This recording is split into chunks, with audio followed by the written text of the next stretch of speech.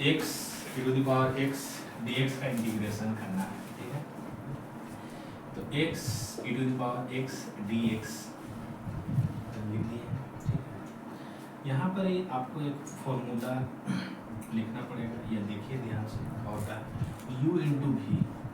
कोई अगर इंटीग्रेशन में दिया हुआ है, अगर u इंटू भी में है तो उसको हम लोग लिखते हैं, है ना। इसमें और चीज़ है यहाँ पर नोट करने वाला बात कि एक होता है फर्स्ट फंक्शन,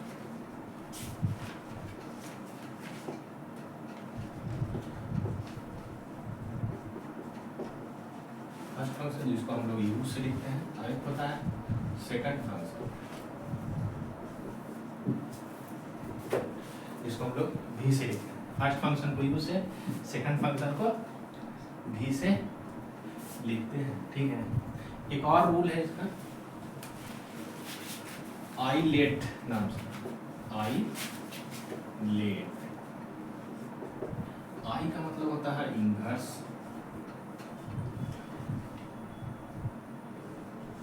एल का मतलब होता है लॉगरिथम, लॉगरिथमिक। ए का मतलब होता है अलजेब्रिक, टी का मतलब होता है ट्रिगोनोमेट्रिक,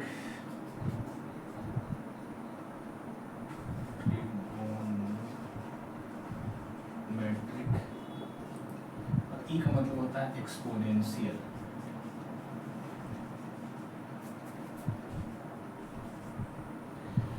तो यहाँ याद रखना है आपको रूल में कि आई लेट का हमेशा हम लोग यूज करेंगे। अगर फंक्शन को दिया वजह से यहाँ x e to the power x दिया हुआ है, तो यहाँ पर ध्यान अगर देखिए तो x इनवर्स नहीं है और e to the power x exponential का पार्ट हो गया। x जो है एक्चुअल में ये अलजेब्रिक का पार्ट होता है और ना कि लोग ही लगा हुआ है इसमें।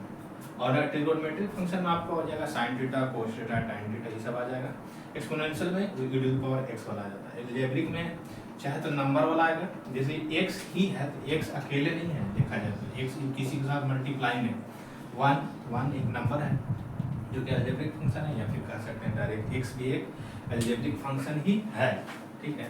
तो इसको आपको नोट डाउन कर लेना है, ठीक, इतना रूल को। फर्स्ट फंक्शन को हमेशा हम लोग u से लिखते हैं, सेकंड फंक्शन को हमेशा v से लिखते हैं। अब यहाँ ये जो है मेरा फर्स्ट फंक्शन है, ये मेरा v जो है वो सेकंड फंक्शन है, ठीक है।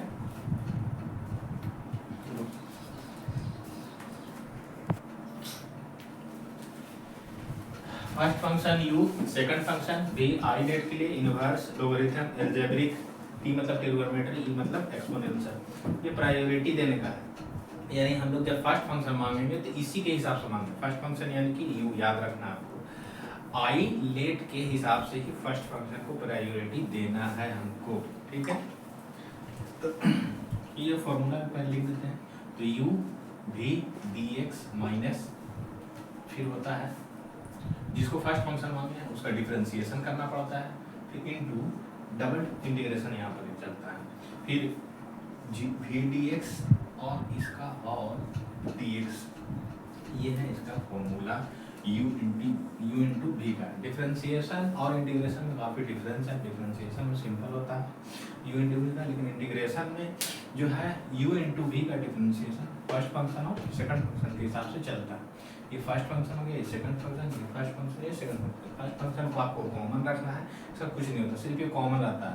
और जो सेकंड फंक्शन है उसका इंटीग्रेशन होता है माइनस फॉर्मूला में, और जो फर्स्ट फंक्शन है उसका हमको डिफरेंशिएशन करना है। यहाँ याद रखना है फर्स्ट फंक्शन का डिफरेंशिएशन और सेकंड फंक्शन का इंटीग्रेशन करना है।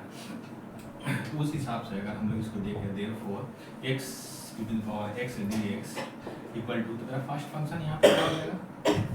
मेरा अगर फर्स्ट फंक्शन मान लें देख, तो u बराबर मेरा हो जाएगा x और v इक्वल टू हो जाएगा e to the power x। First function मेरा x और सेकंड फंक्शन मेरा v इक्वल टू हो जाएगा e to the power x। First function u की जगह पर आपको x रखना है और e to the power x dx लिखना है माइनस, फिर उसका जो फर्स्ट फंक्शन है उसका हमको क्या करना है, डिफरेंशिएशन, तो dx बटा dx into e to the power x dx और उसका होल dx करना है। तो x रहेगा बाहर है, e to the power x का इंटीग्रेशन या डिफरेंशिएशन दोनों कंडीशनों में सेम होता है, e to the power x x ही होता है। माइनस dx बटा dx का डिफरेंशिएशन, यानी x का डिफरेंशिएशन 1 होता है, e to the power x का integration e to the power x ही होता है, और ये ओवर जो बाहर था हम लोग के कोष्ठ के बाहर dx, उसको हम लोग लिख देंगे x e to the power x minus e to the power x का integration e to the power x होता है, और एक कांस्टेंट चीज प्लस c लग जाता है। फाइनल आंसर देखिएगा तो आपको मिलेगा x e to the power x यहाँ भी वहाँ भी, ठीक, तो कॉमन ले लेंगे e to the power x minus 1 plus, ये आपका फाइनल आंसर आ गया। देखिए तीसरा क्वेश्चन है एक्सरसाइज 13C का, x e to the power 2x dx, x e to the power 2x dx का हम लोग यहाँ फर्स्ट फंक्शन मानेंगे। First function small u equal to x, second function small v equal to e to the power 2x। therefore formula होता है u into v का u v dx minus du बटा dx into v dx।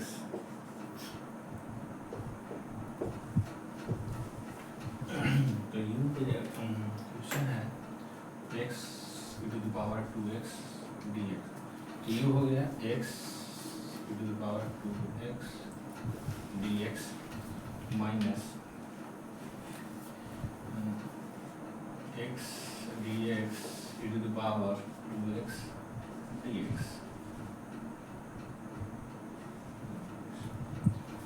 यहाँ भी बाहर में dx रहेगा, x e to the power x का integration e to the power x, पर 2x को अगर हम लोग t मान लेते हैं, देखिए इधर यहाँ पे हम बताते हैं, अगर मान लेते हैं कि ये हम लोग जो e to the power 2x है उसको t मान लेते हैं, उसका अगर डिफरेंशिएशन करते और t का फंक्शन में चेंज कर देते, यानी हम लोग का dt बटा 2 आता, dt बटा 2 आता, ठीक है, dt बटा 2 आता है, यानी यहाँ पर ही अगर हम इसका इंटीग्रेशन कर रहे हैं तो जाहिर सी बात है बटा में क्या आएगा 2 आएगा, ठीक है, इसको ध्यान में रखना है, इसका बटा में क्या आएगा 2 आएगा, इसको हम हटा दे रहे हैं, और माइनस dx बटा dx का इंटीग्रेशन 1 और e to the power 2x का फिर से वही चीज होगा, e to the power 2x बटा 2 dx होगा, और एक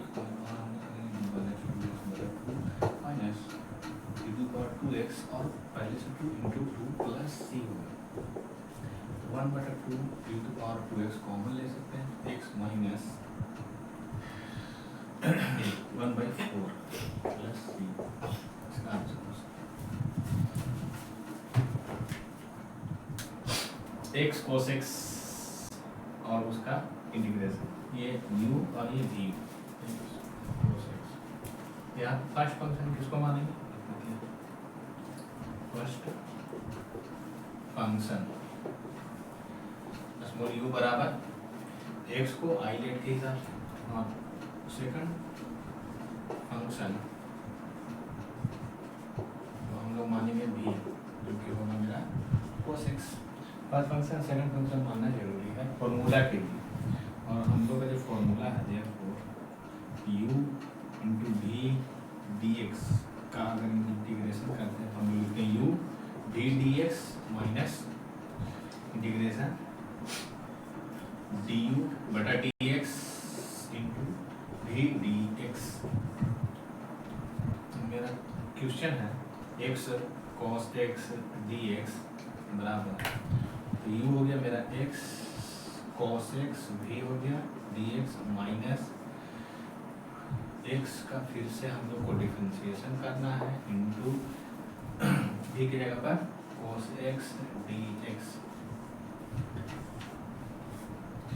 x cos x dx को हम लोग लिख दिए x cos x dx minus dx बटा dx into cos x dx, ठीक है। अब इसका हमको क्या करना है integration, x cos x dx का इंटीग्रेशन करेंगे, तो x cos x का इंटीग्रेशन होता है sine x into sine x minus x का 1 कोस एक्स का साइन एक्स डी एक्स, फिर एक्स साइन एक्स और साइन एक्स का इंटीग्रेशन माइनस कोस एक्स, तो इसी को माइनस का plus cos x plus c answer.